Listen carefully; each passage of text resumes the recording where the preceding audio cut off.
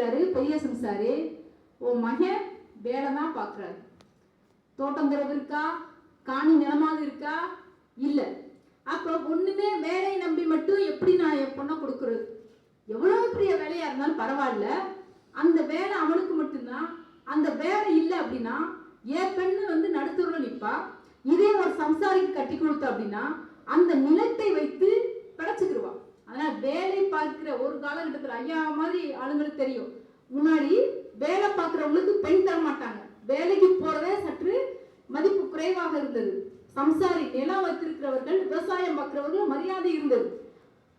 இவர் என்ன பண்றாரு, பெண் தரமாட்டேன்னு அடித்து சொன்னார். ஒரு ஜில்லாவுக்கு கலெக்டரான ஒருத்தருக்கு பெண் தரமாட்டேன்னு சொன்னவர், அவரு பெண்ணுக்கு ஒரு சம்சாரிக்கு கல்யாணம் பண்ணி கொடுத்துட்டார். பேரன் பிறக்கான், பேரனுக்கும் அதே சம்சாரி வேலை தான் கத்துக்கிறான். வீட்டுல 6 பொம்பளை பிள்ளைங்க, 7 பசங்க. பெரிய பெரிய அத்தனை ஏக்கர் நிலம் இருக்கு, அத்தனை ஏக்கர் பெரிய பங்களா இருக்கு, அனைத்தும் இருந்து மாட்டு பண்ணை, ஆட்டு பண்ணை, கோழி பண்ணை நிறைய இருக்குது. 13 பங்கா பிரிச்சாங்க அப்படின்னா கொஞ்சம் தான் வருது ஒரு ஆளுக்கு. நொடித்து போய்விட்டது குடும்பம்.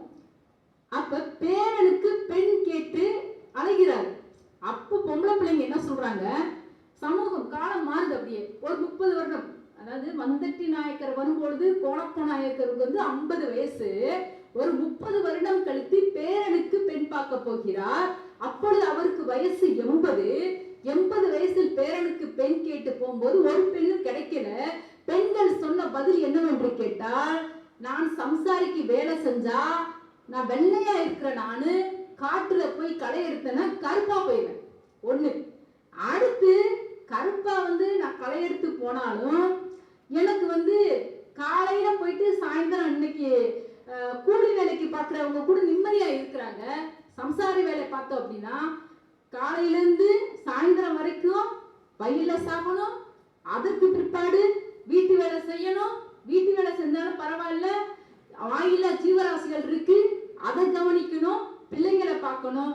இத்தனையும் எங்களால முடியாது. அதனால எங்களுக்கு தேவை சம்சாரி வேண்டாம். சம்சாரி மாப்பிள்ளையெல்லாம் வந்து தகுதி இல்லை, அவங்களெல்லாம் நான் விட்டுட்டு நான் சாதாரண வேலைக்கு செல்கின்ற, அது கூலி வேலை மாப்பிள்ளையா இருந்தா பரவாயில்ல, பெண்கள் வந்து கூலி வேலை மாப்பிள்ளைகள், வேலை பார்க்கிற மாப்பிள்ளையை தான் தேர்ந்தெடுக்கிறாங்க. இவருக்கு ஒரே பயம், கோணப்பானைக்கு ஒரே பயம், கலெக்டர், ஜில்லா கலெக்டர் மாப்பிள்ளையே ரிஜெக்ட் பண்ணோம். இன்னைக்கு நம்ம